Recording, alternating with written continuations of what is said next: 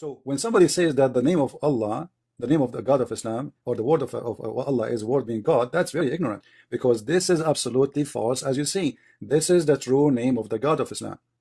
This is why we can take off those letters to say thanks to Allah. If Allah is the name, who is Allah then? If this is the name, Allah, then here Allah is gone. This is Li Lah. What happened? Who is this Lah we are being thankful for? Is it a different God? The Muslim would say, sure, no. This is the same as Allah. This is Lah. So it's very easy, very simple. In the same time, you will see here in front of us, all of them, they start with AL. As we said, AL mean God. So Al-Rahman mean God Ar-Rahman, God Rahman, God Rahim, God, etc. All the names of Allah, all the names of Allah, all of them, they start with AL. A-L.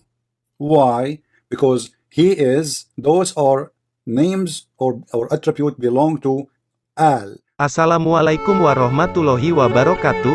Alhamdulillah, segala puji bagi Allah yang telah mengutus Rasul-Nya dengan membawa petunjuk dan agama yang benar untuk dimenangkannya atas segala agama, sekalipun kafir musyrik membencinya.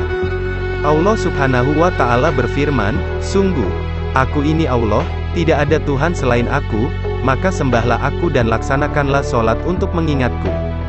Quran Surat Toha ayat 14.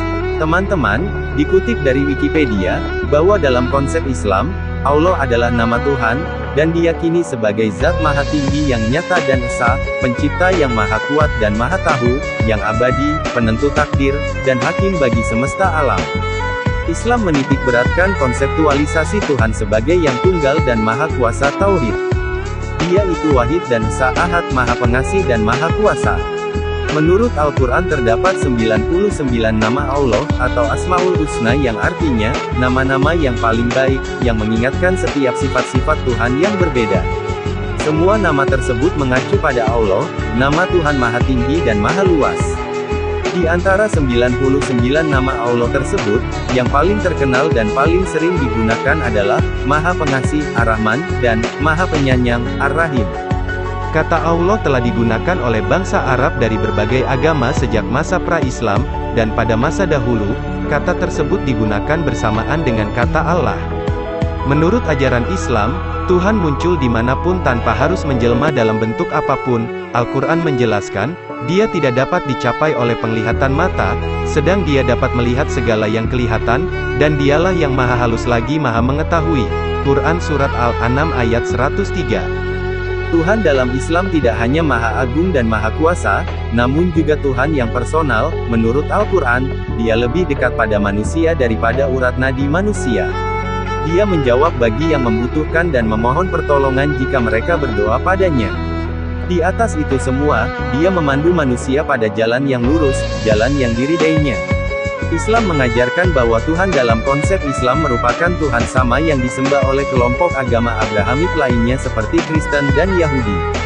Penciptaan alam semesta dan penguasaannya dideskripsikan sebagai suatu tindakan kemurahhatian yang paling utama untuk semua ciptaannya yang kemudian memuji atas keagungannya, menjadi saksi atas keesannya dan kuasanya. Sekarang perhatikan baik-baik. Dari segi namanya saja, itu sudah punya mukjizat. Kata Allah, nama ini tidak akan pernah ada duanya, dan setiap Anda hilangkan setiap hurufnya akan menunjuk pada zat yang satu. Contoh, Allah, saya hilangkan kemudian satu hamzah wasalnya. Baca, lillahi ma fis samawati wa ma fil ard. Saya hilangkan satu huruf masih menunjuk pada yang satu. Alhamdulillah. Saya hilangkan satu lamnya, lam satu hilang, pasti dia ikut hilang. Baca, lahu mulkus samawati wal ard. Lah masih menunjuk kepada Allah. Saya hilangkan lamnya. Baca, hu itu singkatan dari huwa asalnya. Hu singkatan dari huwa. Karena ketika Anda baca huwa waqaf di sini, maka Anda hilangkan wa-nya, baca hu-nya. Quran surah kedua Al-Baqarah ayat 255, paling kiri pertengahan. Allahu la ilaha illa hu huwal hayyul qayyum, waqaf di hu huwa. Allahu la ilaha illa hu, wa-nya enggak dibaca. Kalau Anda ingin baca, Anda munculkan lagi huwa. Lihat, ketika Anda wakaf di situ, Allahu la ilaha illa hu asalnya dari huwa, menunjuk kepada Allah. Kalau Anda tanya, siapa itu huwa Ustaz? kembalikan ke ayat Quran surah ke-112.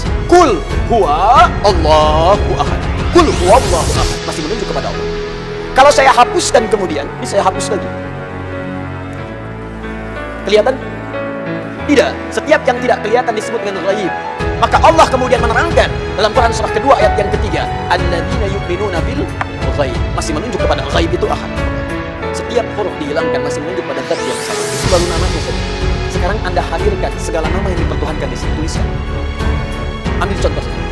Saya tidak tuliskan untuk menghormati kepercayaan yang lain. Tapi kalau Anda ingin coba, silahkan masukkan.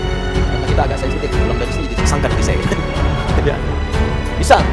Ada yang mempertuhankan dengan nama misalnya, bisa saja, bisa dengan nama yang luas, bisa saja, bisa. Tulis, buang S-nya, jadi apa? Menunjuk pada makna yang berbeda.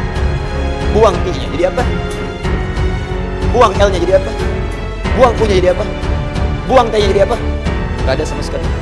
Masukkan nama-nama yang dipertuhankan, tuliskan hurufnya, tuliskan namanya. Semua nama dari kepercayaan apapun, tuliskan. Ketika Anda hilangkan setiap huruf, dia tidak akan menunjuk pada zat yang sama. Perhatikan, dari namanya saja sudah menunjukkan bahwa ini nama bukan nama biasa. Jadi benar ketika Allah mengatakan memilih namanya fa'lam annahu la ilaha illallah. Ini menunjukkan keyakinan yang paripurna, baru namanya. Saya belum bicara rububiyahnya, saya belum bicara asma wa sifatnya. Itu saya baru bicara tentang namanya saja. Maka kalau namanya saja sudah punya mukjizat jauh dibandingkan yang lainnya, maka bagaimana kemudian kita menolaknya sebagai Tuhan? Belum yang lainnya, lam yalid wa lam yulad, tidak diperanak dan tidak diperanakan. Kalau Tuhan itu hasil dari anak berarti sama dengan makhluk. Lihat kan bedanya, Tuhan Khalik mesti beda dengan makhluk. Manusia mengandung melahirkan. Tuhan tidak boleh mengandung, tidak boleh melahirkan. Kalau Tuhan mengandung melahirkan berarti sama dengan makhluk. Jelas ya? Baik, makanya Allah menolak, saya tidak dilahirkan, saya tidak melahirkan. Kalau saya punya sifat itu sama dengan makhluk. Kalau kalian menyamakan Tuhan, apa kalian menyembah Tuhan? Masing-masing aja ngaku Tuhan. Walam yakul lahu kufuwan ahad, dan tidak punya partner dalam kekuasaan. Wah, kalau punya partner bahaya. Tuhan ini pengen begini, Tuhan itu pengen begitu. Ya, ada Tuhan pemberi nikmat dan Tuhan pemberi azab. Begitu mau diberikan nikmat, kata yang azab jangan, karena saya mau mengazab itu. Kata yang memberi nikmat jangan dulu, saya berikan itu. Ribut sama Tuhan. Jelas ya?